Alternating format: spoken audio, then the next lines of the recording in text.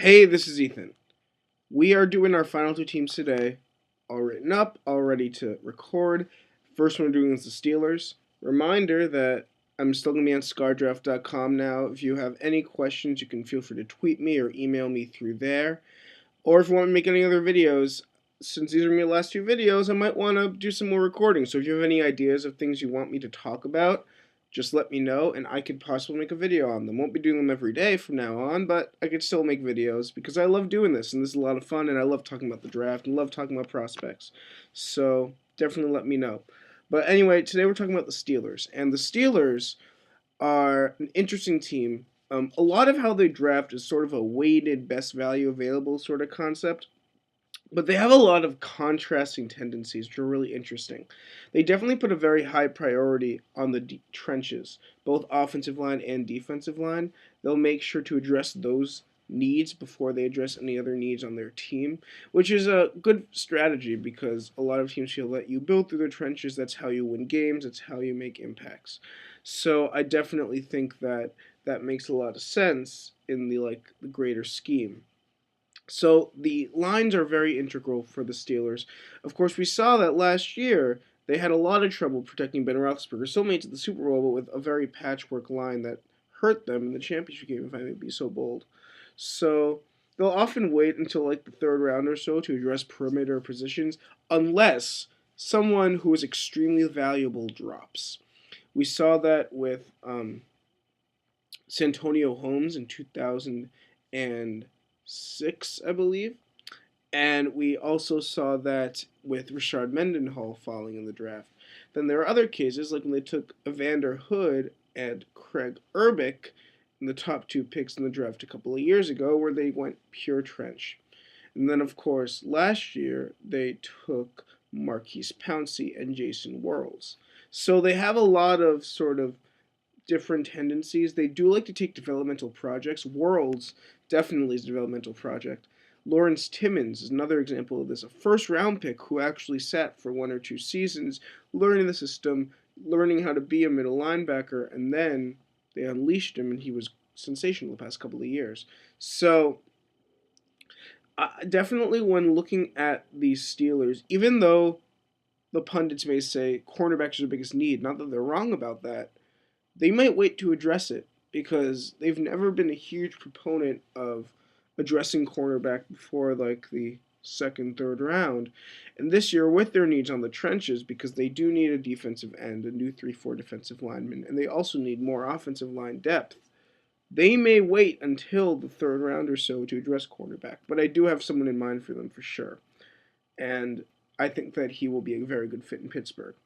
Anyway, the one peripheral player that I could see being extremely tempting to them is Jimmy Smith. Jimmy Smith is a cornerback who has a couple of issues with his character, but they're not very big. Some teams are overblowing him a little bit, and he's a really good fit for what the Steelers do. He's basically Ike Taylor, just a little bit better, a little bit more athletic. So, and Ike Taylor, by the way, he's a good cornerback, but he's a little bit overrated by some. I don't think he doesn't make plays ever, and that's a problem when you are in a scheme with the pressure that the Steelers sort of exhibit. It would be very advantageous for them to have more of a playmaking cornerback than like Taylor on their team so that they could actually convert some of those pressures that may not be sacks into forced throws and turnovers, along with Polomalu, of course. So, looking at the Steelers, the more traditional route for them will probably be the offensive line, unless Smith drops a lot and they feel compelled to either trade up and get him or wait to their pick to get him. Um, some names, I mean, Mike Pouncey is an obvious name to think about just because he's the brother. And there's already that sort of relationship that is there. And I mean, when that happens, you have to think about that because they would be able to work well together. Marquise probably his amazing rookie year has them thinking, hey, we can get the set. And I think that Pouncey's draft stock is being overstated a little bit. As a prospect, I don't think he's as good as people are saying he is, and I think that teams see that, especially because, well, I don't think you're going to take a guard in the first round unless you're in like the final 5 picks. So I think that he's a definite possibility. They could even trade up to get him, though I doubt that. The other alternative would be to wait and get a guy like Stefan Wisniewski, who's local and who is falling for some reason that no one really understands except for teams. Every draft pundit's like, why the heck is this guy falling? But I've heard undrafted and I've heard fourth and fifth round even, and I'm a little baffled by that. I like Wisniewski a lot, and everyone who I talk to likes him a lot too, so I'm not exactly sure what's going on there. If they decide to go defensive line the first round, Cameron Hayward's an ideal pick, fits their scheme absolutely perfectly, and he would make a ton of sense for the Steelers. So I could definitely see him being a possibility for them. He would come in right away and probably either develop for a year behind Brett Kiesel or start. And I think that he would be a great bookend with Evander Hood, Ziggy Hood. If they decide to go offensive line in the first round and maybe take a Pouncey or even Sherrod, who I didn't mention, but he's also a possibility. Costanzo, I guess, as well.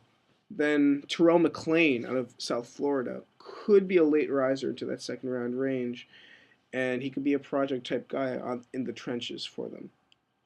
So he's another possibility.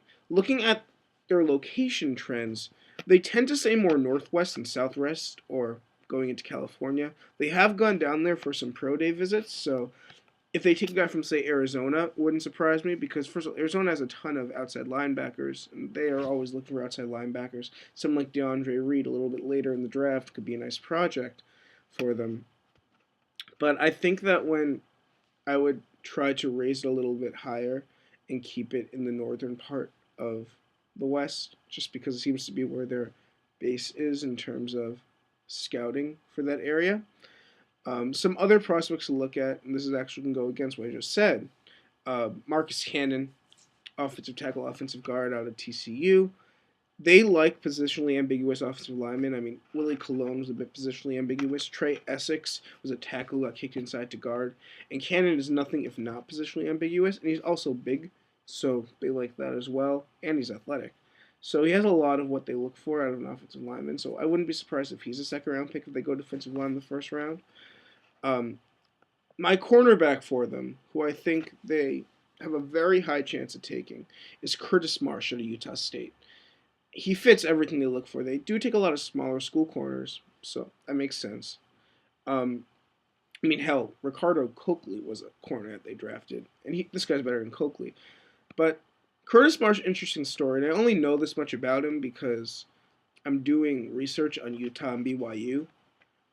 Marsh's father, Curtis Marsh the first, was a really good wide receiver at Utah, and he made a really big catch in the Utah BYU game. So he's really disliked by BYU fans. And apparently, Curtis Marsh, when he was being recruited, Utah sort of snubbed him a little bit, and he ended up at Utah State. So he has a sort of chip on his shoulder, and he's one of my guys who I like want to root for in this draft class. So that's personal. And also, he's 6'1", runs a 4.40, and is very formidable at the line of scrimmage. And he also can run with anyone. So he is the kind of cornerback that the Steelers love, and I think that he is an ideal pick in the third or fourth round of this draft for Pittsburgh. And then, of course, also one more guy I wanted to mention: if they decide to go a wide receiver, they decide to take a look at a guy who is projectable size speed. They've gotten him with Mike Wallace before, even Emmanuel Sanders to an extent. Stephen Burton of West Texas A&M late in the draft would be a really interesting pick for them. He is big and fast, and he would be a nice developmental prospect. And I think that later in the draft, the Steelers like to get those developmental prospects on both sides of the ball and sort of intern them and have them learn the nuances of the position and their offense, and then eventually they become starters. I love the Manny Sanders pick last year. I loved him as a prospect as well, and I think that Burton could be in that same vein. So overall, it's the Steelers. Interesting team to watch out for. Definitely fun to mock. One more team left. I'm doing the video right now after I end this one, and that's going to be the Packers, and we're done. So feel free to tweet me at Ethan Ham. Feel free to email me, ethanhammerman@scardraft.com. And yeah, I will be back in a second. Well, click on the link. on the website, and then you can see my other video. Bye.